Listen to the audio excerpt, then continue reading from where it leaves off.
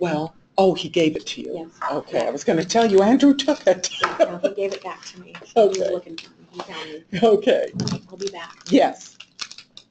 Is there anything I need to do for you? No, he knows how to start recording. Okay. And he's got the control of the mouse, and he was good to go. Okay. Good morning, everyone. Thank you for taking the time out today. We wanted to bring everybody together to go over. We've been getting the contracts in from HUD from the 2016 NOFA cycle. We're in the process of handling those contracts, and there's been some minor changes and things that have come up that we wanted to that we had put in to kind of reflect some of the things that have changed because of HUD priorities and because of some of the things the Department of Housing that we wanted to incorporate. And so today, what I kind of wanted the agenda for today was to kind of go over quickly the overall NOFA. Some of you may have already heard this. We've talked about it at our governance meetings and some other forums. But we wanted to go over that one more time and just review how we did on the overall process so you have more awareness of that. I'm going to have Carrie talk to that and some of the other positive things that have gone on around the NOFA, and then also talk about some of the challenges that came out of the 2016 NOFA that HUD identified that we need to work on. From that, we also want to then talk about kind of the HUD priorities that have been coming out. Not only in the NOFA, in the scoring for the NOFA, they identified some things that are going to be important in the future NOFAs. They also, in the last couple weeks, there have been some additional guidance around coordinated entry, system performance reviews, and some other things. We just wanted to go over those because I think they really reflect kind of where these NOFA processes are going. And as we get ready for 2017, we want to have that in everybody's mind. Then finally, the last two things we'll do are then taking those HUD priorities and show how we're kind of incorporating those into kind of the balance of state continuum of care goals through ADOH and through the governance board, and then finally how that boils down specifically into what we've added to the scope of work that will be coming out in your contracts in the next couple weeks or the next week or so as we get those from HUD. Anyway, so that's our agenda. So let me start with the 2016 NOFA. Do you want that to just go away? No, that way they can ask Okay. questions if they want. So I'm going to let Carrie talk about kind of the 2016 NOFA and the good news. The good news is that we had a really nice high score. Good morning, everyone. We actually scored above the mean and the median, as you can tell. And this is why we got all of our funding. Like for the reallocation, we didn't lose anything. We did not get our bonus because we had put it in Tier 2. And all across the board, HUD basically had decided that there was going to be something in Tier 2 that they did not fund. And for us, that was our bonus project, and we had ranked it last because we were not putting any of our other programs at risk. Maricopa County, for instance, did not score as well as we did, and they got their bonus project, but they had also put their bonus into Tier 1, and they lost programs that they had in Tier 2, just so that you understand kind of how that worked. We had 3 transitional housing that are being reallocated. All of those have been funded. We're working on contracts. We have almost all of the HUD contracts in. We have all of the renewals. And so that's good. Regardless of when your contract starts, we have your contract from HUD. What we're working on now is the reallocations, because we see them as reallocations, but they are actually brand new contracts. What they used to do, transitional housing, they will not be doing in the future. They're either going to rapid rehousing or permanent supported housing. So they're changing function, and according to HUD, they are brand new. They do not see those in any way, shape, or form as a renewal contract. And of course, we got our planning grant awarded. Because we have less money coming into us from losses that we've had in the past, our planning dollars also went down a little bit. I hope you all know that we have used at least half of those by contracting with local continuums of care to get coordinated entry up and running and to do some strategic planning. We turned in the point in time count May 1st. All of the reports are out on our website if you want them. We had a 21% decrease in the unsheltered population. We had a very small increase in permanent supported housing. The amount that transitional housing went down, emergency shelter went up almost hand in hand. The surprising thing was that we went down by 366 households in rapid rehousing, and 55% of that was with the SSVF grants. We are going to be analyzing that further to see exactly what may have been the cause of that great of a loss. We have looked at the other 45%, and it lay with the ESG rapid rehousing contracts. So we are looking at both of those to see, we know this was just a point in time. So what was going on, anything in particular, just want to make sure that that is still, that's really a strong model for us with several different funding sources, the rapid rehousing piece. So we're still analyzing all of that data, and we'll be looking at a lot of other data, certainly not just the point in time. But it does, going into the 2017 NOFA with a 21% decrease in the unsheltered population will certainly be a plus for us this coming year. The other thing that has happened with the HIC and the PIT is we had some clarification from HUD around counting chronic dedicated beds. And as you all know, we have had it in your contracts now for the last 2 years at least that we would be prioritizing chronic, those who meet the definition of chronic homeless, and that we're looking and will be looking even closer to make sure that any opening that you have, you were using coordinated entry and house someone who meets that chronic definition according to our priorities.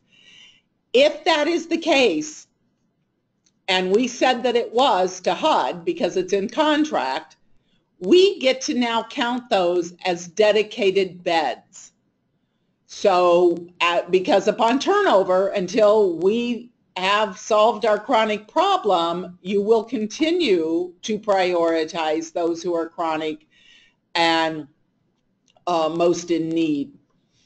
So that increased our chronic dedicated bed count, and that too will be a real plus for us going into the 2017 NOFA.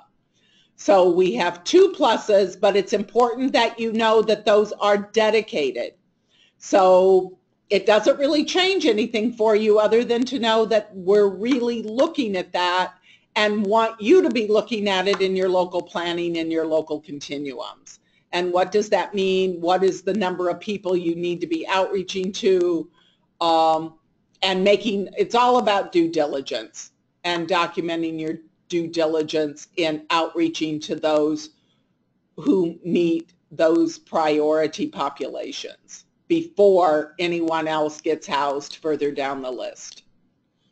So Carrie just gave a review of kind of the positives that came out of the NOFA process, but then there was also, just on both a national and a local level, we wanted to kind of identify some of the challenges that came out of it as well. So one thing across the nation is this was a more competitive process. A number of communities, you heard about Phoenix and Maricopa and some other communities lost funding in various programs. A lot of communities didn't get Tier 2 funded like they had in past years. I think we've heard, a couple smaller communities, especially some rural communities, did take hits to their overall grant amounts just because of, again, a more competitive process. And again, with potential federal budget changes, again, this is going to be even more critical that, we have a competitive score for our grant this year. As Carrie pointed out, the two areas that we kind of lost points or where we didn't maximize, let's just say, to be positive, we didn't lose points, but we didn't maximize our points on the grant. And this goes to what Carrie was just talking about. One of them is they wanted to know how we're using acuity to determine our prioritization of units. So that goes back to this issue of really prioritizing our chronic individuals for beds. That's not just a narrative thing. We need to upgrade the narrative, but it's also showing that in our numbers that we're penetrating more into the chronic population, especially as we have coordinated entry starting to come into place. And as Carrie said, the other one is we got a low score in the terms of the number of dedicated chronic beds we had. Again, the way HUD had written it is you can have dedicated beds where those have to be for chronic. Your system can have a priority where they put chronic people at the top of the list, but those going into this cycle were not considered dedicated beds. What we've changed going into the 2017 NOFA to address this specific issue is, again, HUD will allow us to call our prioritized beds dedicated, but that means, and we have that in all our policies, as Carrie pointed out, the key is then, and when we start doing our reports and numbers, we need to start showing that those prioritized beds are being filled by chronic individuals, especially if there's any chronic individuals on our by name lists or on our coordinated entry lists or in our PITs and PIT counts and things like that. So that focus on chronic is going to be critical in this year to address that issue, and we'll talk more about that in a minute. Carrie already pointed out we did not get our bonus project this year. The other thing is for 2016 is they're already on the cycle is already starting for 2017. That we already have had to submit our immediate registration. We've already had to, again, we've already submitted our HIC and PIT counts, so we're on track with those. We have to put in our standard reporting measurements go in later this month. We've already heard some indication that they want to keep on the cycle that they used last year, and that hopefully the NOFA will be issued in the near future, like within the next month or two is kind of the overall hope. So again, and this year is going to be even more competition again as the tier 2 and 1 and 2 continues to be in play, and we'll talk more about that in a minute. So what we kind of learned here going forward, the big thing that's in all the literature, and again, Norm Sukar, who runs eSnaps, put out a summary of did a quick one-page summary of what they learned from this year's 2016 process. And the single biggest thing that came up over and over again in all the writings and everything else that's come out is that more and more they're going to system focus, not on agency focus. The communities and the continuums of care that got the majority of their funds were ones that didn't necessarily have the least amount of transitional or the least amount or the most amount of permanent housing, but the ones that demonstrated that they had a strong system in place for evaluating their grants, for measuring success, for creating coordinated entry, and building these system functions. So a lot of what you're going to hear us talk about today in terms of what we're trying to get ready for next year is how do we continue building these systems in all of your communities so that we can maintain that high performance. Not only in scoring, but in serving our homeless clients. Another thing, these are some things that are reflecting the systems focus. HUD guidance finally came out on coordinated entry requirements. They now have, instead of just saying you have to create coordinated entry, they've actually come out with specifics about what that has to incorporate. That is going to have to be in place by January 23rd of 18. So we have about 7-8 months to get that in place in our continuum of care. But again, this reflects that systems focus of building your coordinated entry system.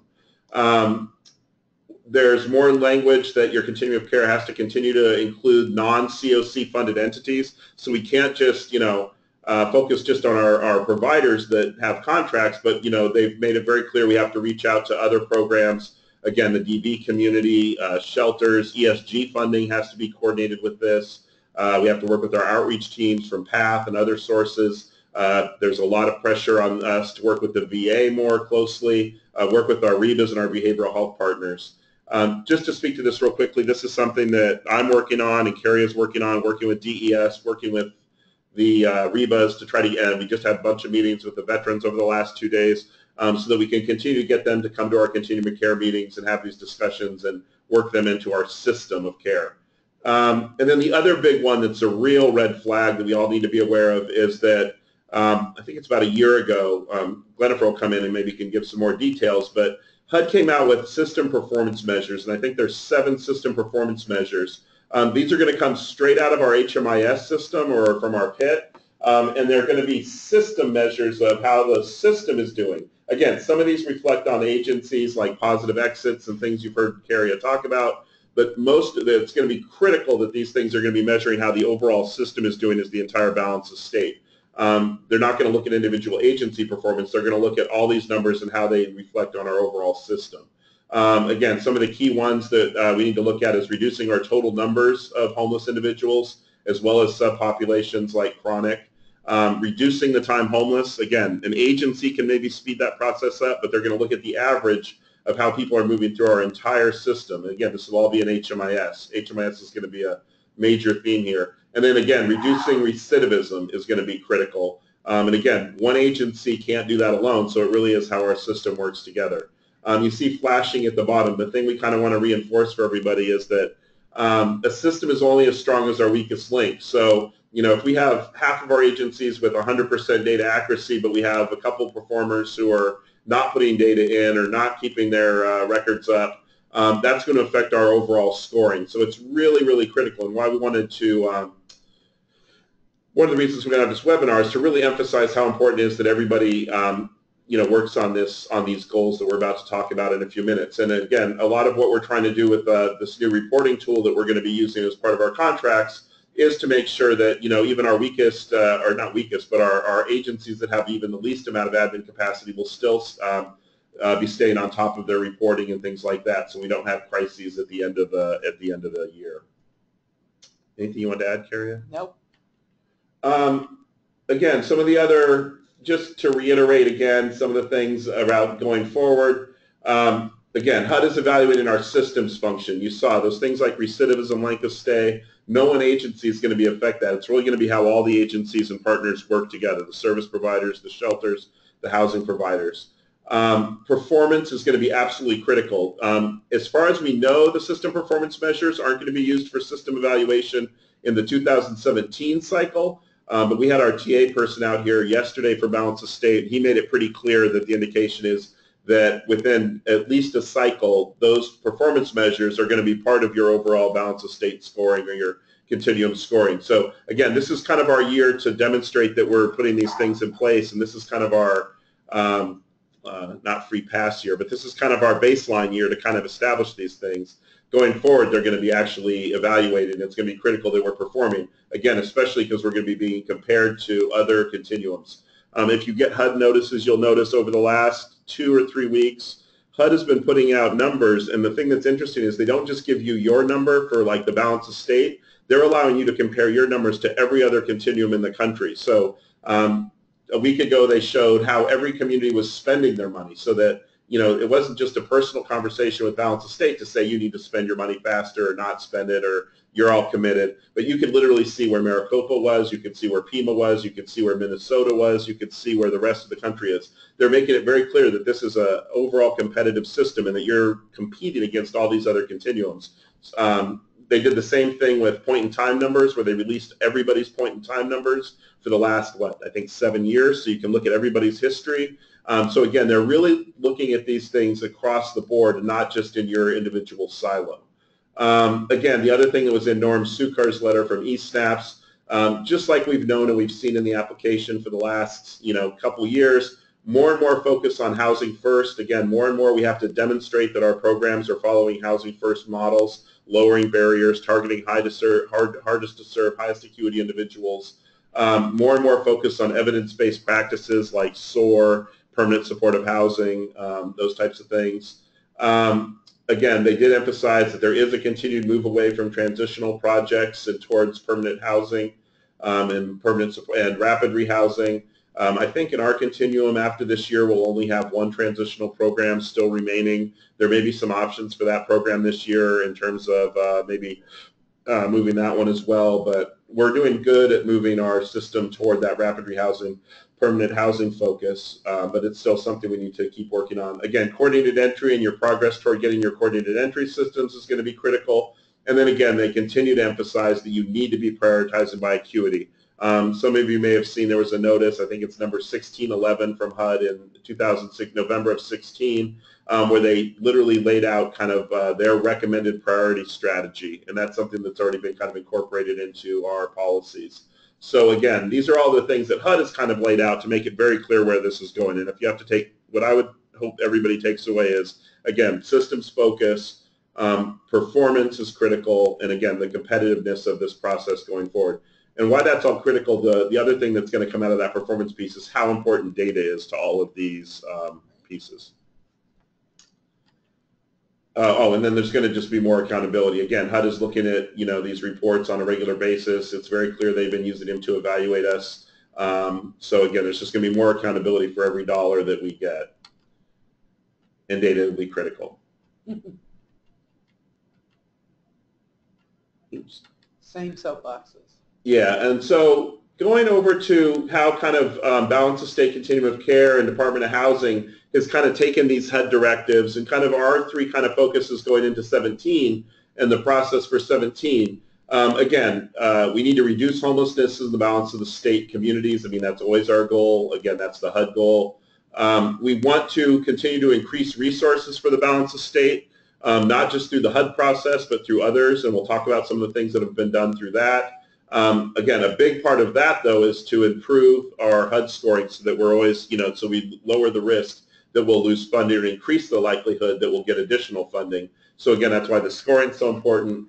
And then finally, we want to continue to develop and strengthen the service systems in the Balanced Estate. We want to continue to build these, the systems that are going to be effective. And again, data is a critical part of that. And so I kind of broke it down into some of the, those are the three goals, but I kind of broke it down into some of the strategies that we've been talking about in all the various meetings I've been in the last couple months. Obviously, in reducing homelessness in the Balanced Estate, we just had our technical assistance person on the VA, Vets at Home project came in. So we're still continuing to work on targeting and prioritizing and getting our vets and maximizing our SSVF and VASH vouchers. Again, there's this chronic focus. You already heard Carrie talk about how that's going to be reflected in our dedicated bed strategy. Again, we have our PIT lowered this year significantly by 20%, but we're going to really have to make sure we maintain that decrease and continue to lower it. And again, one of the things that Carrie, I think, has shared with the governance board and some other groups is ADOH is tracking positive exits from programs. Because recidivism and negative exits are another one of the major HUD things. And again, those are things that affect, again, the performance measurements, things like recidivism, length of stay, and permanent housing. So we are looking at that at ADOH. This is a really positive one, increasing resources. Again, our goal for this year and our strategy will be to maintain all our existing funding. One of the things that's going to be really tricky this year is HUD is again going to require us, even though we've moved just about everything we can into the permanent housing, rapid rehousing section, they are still going to require that we have a tier 1 and tier 2 strategy and that we prioritize programs. The governance board has talked about this. This is going to be a lot harder this year because we don't have easy things to do like let's just put all the transitional programs in tier 2, or let's just put all our services only programs in tier 2. We are going to have to put some permanent and rapid rehousing programs in tier 2, and again with all the risks that come with that. Again, the first strategy to prevent problems is to make sure we have a high score so that tier 2 gets funded, but assuming that there's the tier 2 programs would be at a little higher risk, we're going to have to figure out how we decide what goes in those pools. Some of the things that have been discussed would be performance of data quality. Again, if an agency is not helping us and helping the continuum with their reporting, that jeopardizes everybody because, again, our system performance is weak. We've talked about looking at maybe the performance measures around, housing retention, around, how quickly you get people into your units. We've talked about using that as possibly a measurement. That's something the governance board will be talking about at their next meeting so that we can incorporate that into our prioritization. We've talked about how many chronic beds you're filling as opposed to non-chronic beds. But again, it's going to have to come down to some kind of performance measure very, very soon. And again, that, no matter how much we don't want to do that, that is a HUD goal. And so again, that's something we have to keep in mind in this cycle. Again, we want to get bonus projects. There's a new category this year of transitional housing, rapid rehousing, where they blend the two. You keep your transitional program, but you run it much more like a bridge housing program into rapid rehousing. We'll talk to some of our transitional programs about that. But again, we do want to try to find a bonus project this year. And so that will be part of our RFP this year for the NOFA. But again, the key to that is having a strong system performance. The really positive things, and this is just in the 2 months that I'm aware of that I've been with Department of Housing, is Department of Housing is committed to not just focusing, like I said earlier, on the balance on the continuum care dollars, but really trying to get more resources for the balance of state. Again, they've added my position to help with the coordination, technical assistance, and things like that. So they've added some staffing. In the last year, we added Glenifer to bring in more, help with HMIS and the data reporting. So they, Department of Housing has committed resources. Carrie, do you want to talk real quickly about the rapid rehousing grants? Rapid rehousing has, by the middle of the month, we will have $4 million around the state in all three continuums. $1 million, well, over 4 million. We're going to have $1.5 million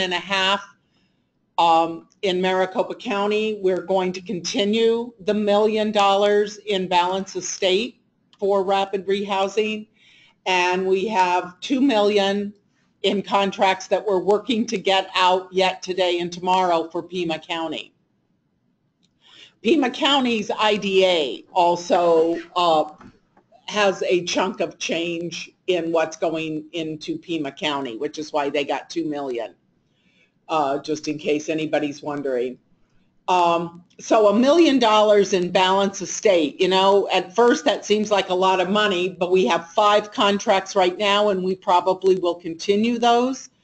We will be contacting you. They don't end until mid-September, but as you all know, we're analyzing that data all the time to see what we need to, where we can improve or strengthen, and then tweak our contracts accordingly. So that is going to continue.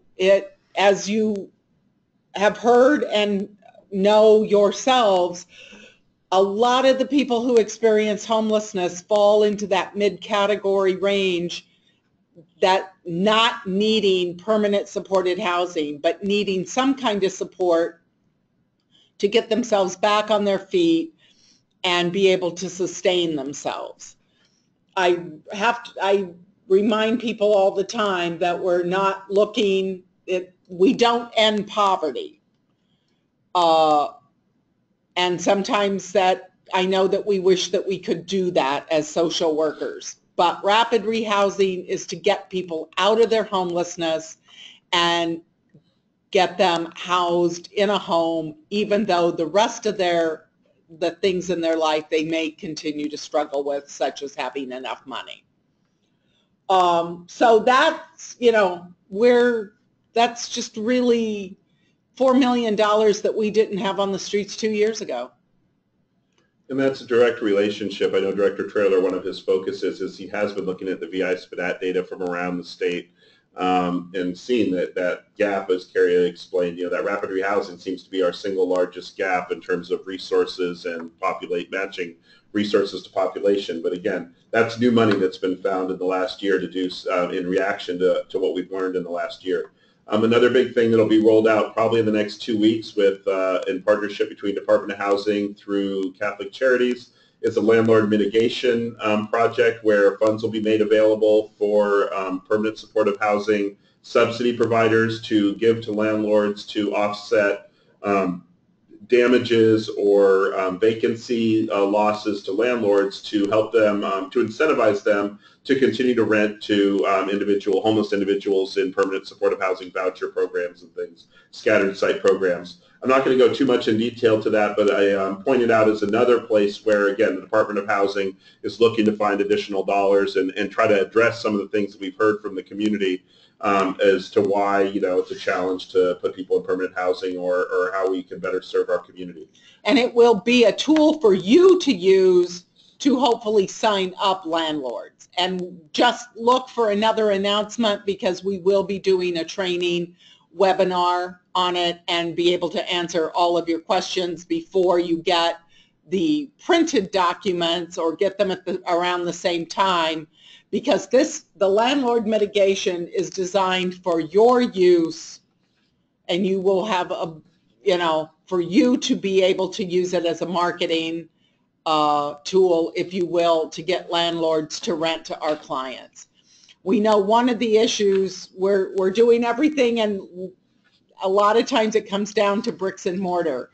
And of course, we continue to produce a lot of low-income housing tax credit units, but we also know that a lot that gets built around the state is not affordable. And or there isn't even new building going on in some areas, and therefore what is there just continues to get more expensive.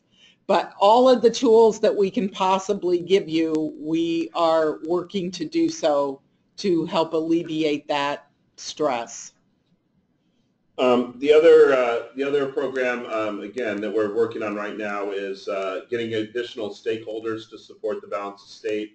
So I know Carrie has already had some discussions with DES around ESG and about getting more cooperation and coordination with their programs. Again, this is a HUD requirement, and it also is another way to make sure our resources are being maximized. I've had some visits, and we'll have more in the north. We've already been to the south.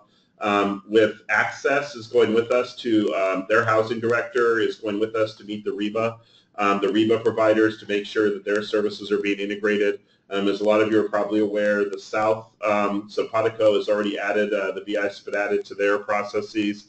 They're in the process of going on to HMIS so that they can do more coordination of services. And I believe the Northern Continuum, that's what we're working on with the Northern Continuum as well.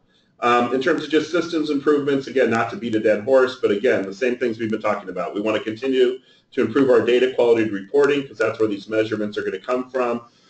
In the next, that January 1st date's wrong, that should be the 23rd, so we have another 20 days from that. But again, the goal is to have coordinated entry up and running so we have that system and so we don't lose any points for that, and that we have working systems in your community. Again, increasing COC participation in your regional and your local communities. I'm going to be coming around in the next month or two to each of your communities and working with you to figure out what stakeholders we need to get at the table and see if we can be of any help in getting more coordination, both at your continuum and your coordinated entry level.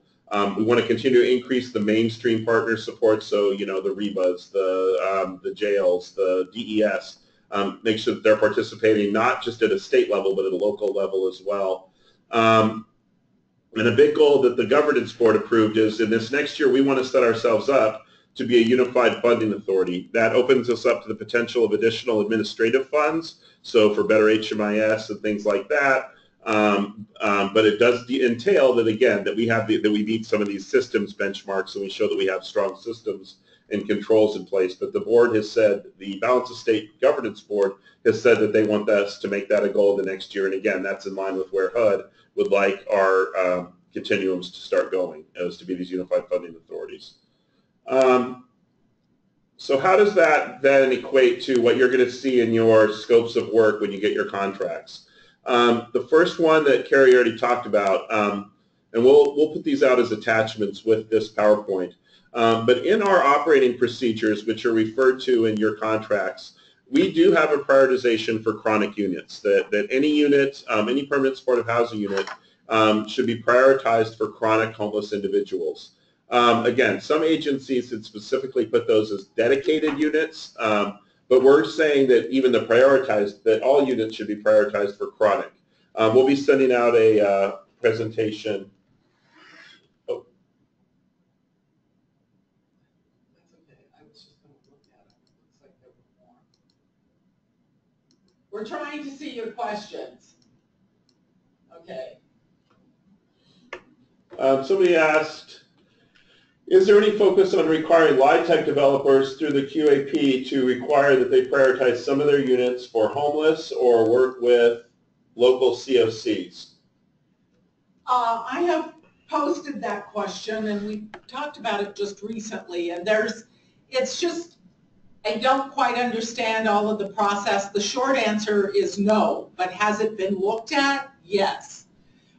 It of course starts a domino process when you do that. And I do know some other states have managed to do it, but right now that isn't the approach that ADOH is taking. But it doesn't mean that we in the Special Needs Division don't keep trying to bring it up and see if there isn't any way to move that needle. One of the things that we do in the QAP is we do have set-asides for people with special needs. Some of the projects, we've done tax credit projects for veterans, and certainly, you know, in the last several years, there has been many more set-asides, but there isn't a set-aside like 5% of all units go to homeless. So not quite as many projects and or units that would be good to address in every single project. On a positive note, though, I know there's an open tax credit NOFA right now. The NOFA is closed, but they're in the process of evaluating and reviewing those. And I know that there was at least one or two balance of state applications I think we heard yesterday. Is that correct? Well, I was just focusing on those. There was actually at least 6 submitted. Okay, so you know there is a possibility that there, even if there's not this focus, there will be at least additional units. The potential of additional units depending on the scoring in those communities. So, and again, that's something locally, internally here at Department of Housing we can continue to advocate for is those types of priorities. To go back to kind of the things you're going to see in your scope of work. So one, you will see this focus, and again, these are things that are consistent with prior years. There will be this focus on prioritization in of beds for chronic homelessness, and we will be looking at that as part of our reporting and things. We will be creating a table, and we'll send you a note. In our HIC, we actually increased our number of dedicated chronic units because of this prioritization, and we based it kind of on how many chronic individuals all our programs are currently serving. So we'll get that number out so that each agency will know kind of what that benchmark we'd like to establish is. Again, in your grants, every year we say that there needs to be this housing first focus, but we need to continue to look at lowering barriers and making sure our programs are accessible to our clients, that we're following that housing first model. Again, in our contracts, SOAR benefit services are something that you need to incorporate. Again, Joy's been working on that, and we have a new state and local liaison who hopefully will be getting more of those trainings out, and we can get you information of who's a trainer in your community if you have case managers and things that you need to train. We will continue to require participation in the local and balance of state continuum of care process. Again, our contracts currently say you need to attend 75% of your local COC meetings. So again, as Carrie said earlier, we've given planning dollars to, I think it's 8, we've given 8 planning grants to communities to start COC or maintain the COC processes in their community. We want to support that by making sure that at least all of our continuum of care funded agencies attend those local meetings so that they can be part of that planning process and have a voice in that, especially around coordinated entry and those things. Again, you have to attend the HMIS meetings. We ask you to help us with the point in time, you know, with the surveys and working those things in your community. Again, there's an Arizona Department of Housing Special Needs Housing Manual that also requires coordinated entry participation. So as these local continuums start developing if there is a coordinated entry system in place, we fully expect our continuum of care programs to continue to participate in those, again, so that we have a robust system, just like HUD requires. In terms of what we've changed,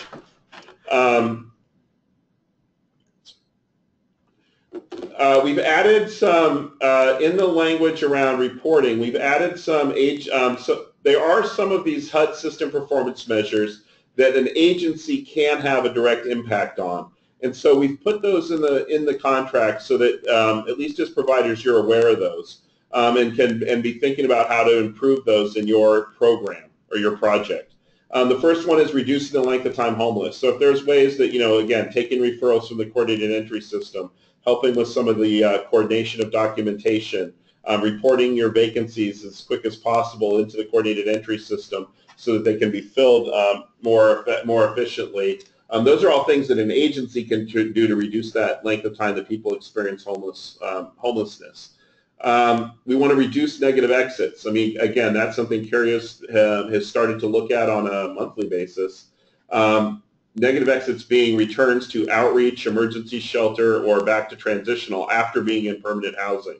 We're continuing to look at that and see if we can reduce those, because recidivism, again, is one of the performance measures that HUD will be looking at. We have to increase income from employment and or non-employment income, so benefits or employment.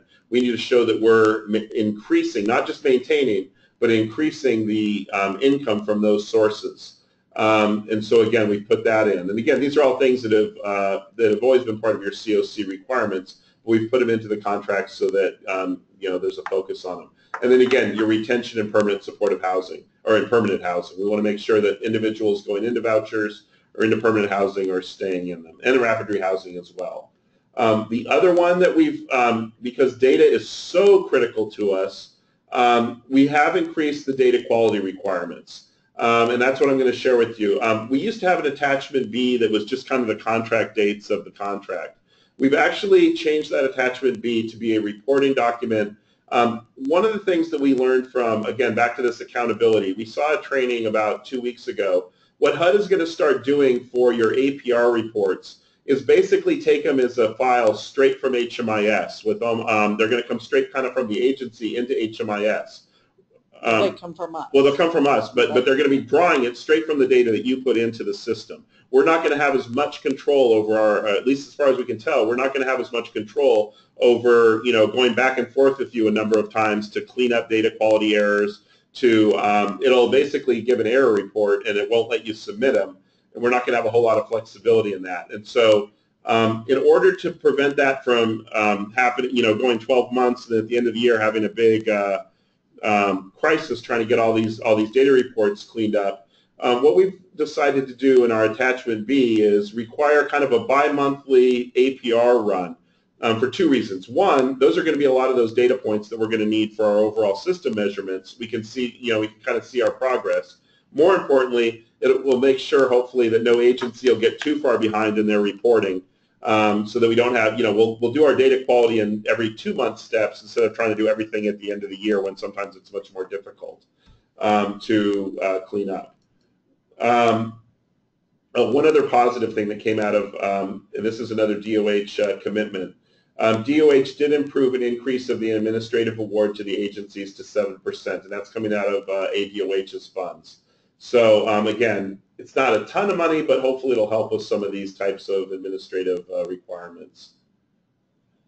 Real quickly, this is the new attachment, and we'll send this out. You'll see this in your contract.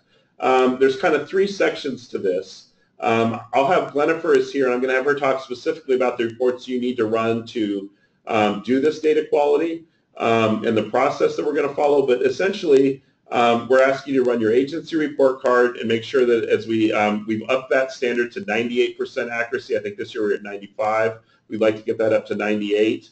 We'd like it at 100, but we're moving towards it with 98% accuracy.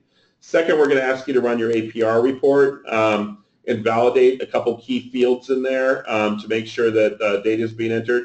The big one here is timeliness. Per HUD's data quality, they want data to be entered within 7 days of entry into the program. I don't know that we're very close on that across our continuum, but that's one of the ones we'll be measuring. And then at the bottom, there's kind of a process for how to handle corrections and make sure that the data is right. With that, I'm going to turn it over to Glennifer real quick to talk about the specific reports that we're asking you to run on a bi-monthly basis and what specifically you do with those. Hi, everyone. I'm here. Glad that you're able to join us today. The agency report card has now been put into the data quality folder in ART, and you will see that when you go in there. That's the one that we want you to run to get your grade, and that's for number 1 on this attachment B and the report that you'll send in to us. Number 2 comes from the COC APR, which is different than the APRs that we have had you run in the past. So it's also listed. If you've been part of any of our HMIS calls, you have seen it. If you've not been part of that, you might want to attend our next one. It's always the first Wednesday of the month. And I'll show it to you again. It's what's called a canned report, so it's listed under reports, and it's just listed as COC APR. When you run it and you put in your parameters, which project you're running that on and what the time frame is that you want to run this report on, it will just pop up in the window, and it cannot be exported out to PDF or Excel like we're used to doing in the past. This one is just going to show up on your screen, and then when you click the download button, it puts it into a zip file. And the zip file is then what has to be uploaded to Sage. So if any of you have, I'm not sure who's in attendance today, but if you happen to have a direct contract with HUD that you get money directly, you would need to be able to log into Sage, and then you would upload that zip file. And that's what we will do once we're sure that you don't have any errors on your APR. The way that you can check this is a new report that's the first one in that APR folder. Boy, I just went blank as to what the name of it is, but it's the first one in the list, and that one will go through all of the questions that are on this COC APR. And so it's different. That detail one and the old APR that we used to run is not going to coincide with this one. They look different. If you can still run the APR and still the one that you're used to seeing in there, that old one, it still is good for looking for errors in your system, but it's not going to help on this particular report. So it's also a data quality report. It's, like I said, it's the first one. I just click on it, but I can't recall the name right now. But one of the things that that one does really look at is, and it will pull up as errors if you are not putting in your annual assessments correctly. If you have anyone in your project longer than 1 year, 365 days, you are required to add an annual assessment. Even if there's nothing changed, like these people have been in your project since 2002 and their income stays the same and everything stays the same, you still have to every year put in an annual assessment, and they have to be within 30 days either side of their original entry date. So if they came into your project on May 24th, 2002, you have to put one in every year since 2002 within 30 days before or after that original entry date. It can't be like whenever you put your last one in or whatever. And if there is a change in someone's income, you're supposed to put that in right away, even if just last week you put in an annual assessment and now something changes, you go in and do an update. But the annual assessment has to go in 30 days before or after that original entry date every year. So if any of you have questions, please feel free to give me a call and we'll walk through that. I'll help you in any way that I can. But this report, this attachment B, at least in the beginning, we would like for you to run these 2 reports and put what you have on there and go ahead and send it in anyway. Then we're hoping that you will, within 7 days, go in and fix any of those errors. And I think we've given you 2 weeks to, nope, 7 business days, sorry. Originally we were going to give you 14 days, but I forgot. We reduced that to 7. So if you see any errors in there, you need to go in and fix those. If you have difficulty with that, please give me a call and we'll walk you through how to do that. And then we want you to resubmit this within 7 days, showing us that you now have your grade up to 98% or above and that you have 0 errors. So it's going to be fun. We love data, right? Later today I'm going to be trained again on Click. So we have Click coming out really soon, and so all of this is going to change again. But so we'll probably pull different reports. We're still going to ask you to do these same reports, but they might pull a little differently in the near future. So again, if you have any questions, email me or give me a call, and we'll help you with this. We're not just dumping it on you and leaving you out there on your own. So we'll be here to help you. And again, the goal in all this is not any kind of, this isn't punitive. It's really just trying to get all these things in place so that we're going to be ready for this next round of the NOFA. Again, that our reports hopefully will be accurate, that we'll have time to react. If we do find problems, we can react to them sooner. Somebody asked a question about what is a Unified Funding Authority.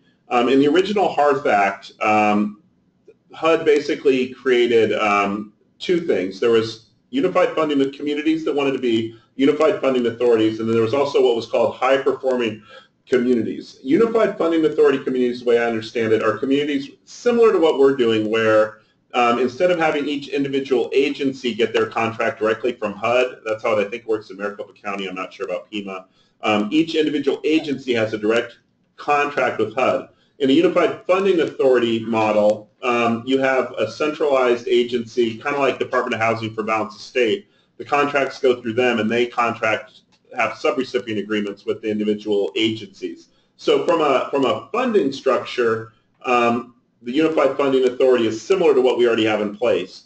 We have never gotten the full designation. To get the full designation, you have to show a number of different, that your system works, that your system, again, works in a number of ways. One, obviously, you have to show that you have the right accounting and financial controls. That's not a problem with the Department of Housing. But more important, you have to show some of these other things that we've talked about. You have to show your coordinated entry system is functioning. You have to, similar to kind of like an agency audit, you have to show that you have controls and reviews and prioritization and all these things in place through your governance structure. We have a governance advisory board for the Balance of State that's already seated. They've been seated for about a year, year and a half, and they've been starting to work through these processes. And you have to have policies and procedures around how they function, how they work, just like your own individual boards do. It's really a way to make sure that your continuum of care governing agency, just like with an audit for a nonprofit, it's really trying to make sure that your governing board of your continuum, the one that's making all these decisions, is a true functioning oversight board with accountability and oversight. The reason we want to go down that path is HUD has made it pretty clear back into how they evaluate continuums. And again, the continuums that do well are the ones that have these systems in place, systems of evaluation, systems of control, systems of coordinated entry. Unified Funding Authority is one of the ones that kind of demonstrates that your continuum has a true functioning governance system and is doing all the things that HUD is putting out into the community. And we would not ever be able to go and apply to be a high-functioning continuum without that. Right. So there's a strong belief that if you're not a UFA in the next year or 2 years, that'll be something that'll kind of impact your overall scoring. They're going to want to see these strong continuums of care in place. And as Carrie said, then the high-functioning community not only means that you have all those UFA things in place, you're also making commitments that you're hitting those benchmarks in terms of performance, that you have high levels of retention in permanent supportive housing, that you have recidivism rates. I think the goal is 5% or less, that you're getting people into housing in less than 20 to 30 days, or that you're reducing it by 10% a year. Again, it's not a fear. The guess is that right now there are no high-functioning communities that we're aware of in the country. But as soon as those start, but there are communities that are very close to this functional zero. There are ones that have ended their veterans There are ones that have, strong pointed entry. If those communities start going after that designation of high functioning communities, obviously they're going to be in the catbird seat when it comes to what HUD has intimated is that those would be the communities that would be more likely to get their bonus projects. Those are the communities that would be more likely to get their Tier 1 and Tier 2 programs fully funded. So again, this year we're setting the goal. We want to be a unified funding authority and make sure that our systems are all in place and working effectively. It also, just from a technical standpoint, I believe it does qualify you for some additional funds for administration. I think you're allowed a 3% increase on your administration. Again, that'd be something hopefully we can maybe pass down to agencies as we require more from a systems standpoint.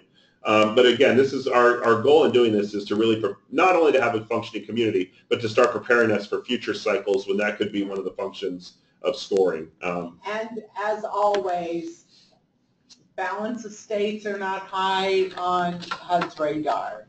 So you guys hear me say this, it's kind of like we have to work twice as hard to just be in the same place as other major continuums around the country that are more urban.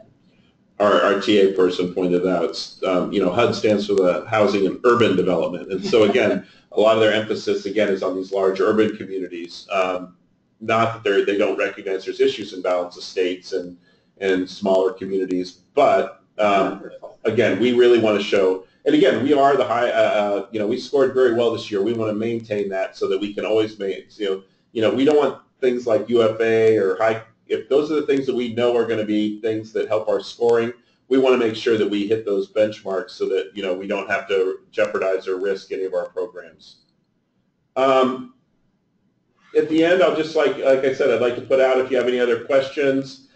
Here's everybody's contact information. I think you're all pretty familiar with getting a hold of Caria and Joy and Glenifer, but if you need to get a hold of me, my information's up there. We'll be sending this out today, and the recording will be made available later, shortly thereafter.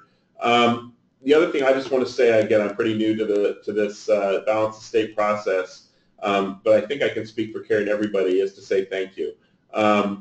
Yes, we do the administrative piece. Yes, we manage the contracts, and yes, we broker a lot of things with HUD. But when we talk about systems being effective, it's not just about making benchmarks. It's not just about making numbers and checking off boxes on a HUD app. The reason we're trying to do all this is because we want to help the individuals that need the services in all of our communities. And you're the ones who make this possible. Nothing we do, changes boots on the ground, and it's what you guys do. We just want to make sure you have the support, the resources, and the tools you need to do your job. So I just wanted to, I'm being new to this, and with the welcome that I've gotten from everybody, I just want to say thank you for that, and thank you for all the work that you do on a daily basis. Hopefully some of what we're putting in place will make it easier to do some of that for you. And again, maintain the resources you need to do your job. Are there any other questions? Can we broaden that box just in case? No. Okay.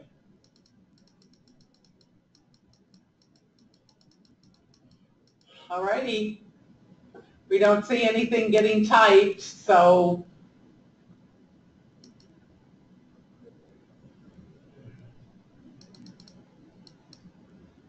just in case they are. Nope, that's it. All right. Thanks, you guys. Have a great holiday weekend. Be safe out there.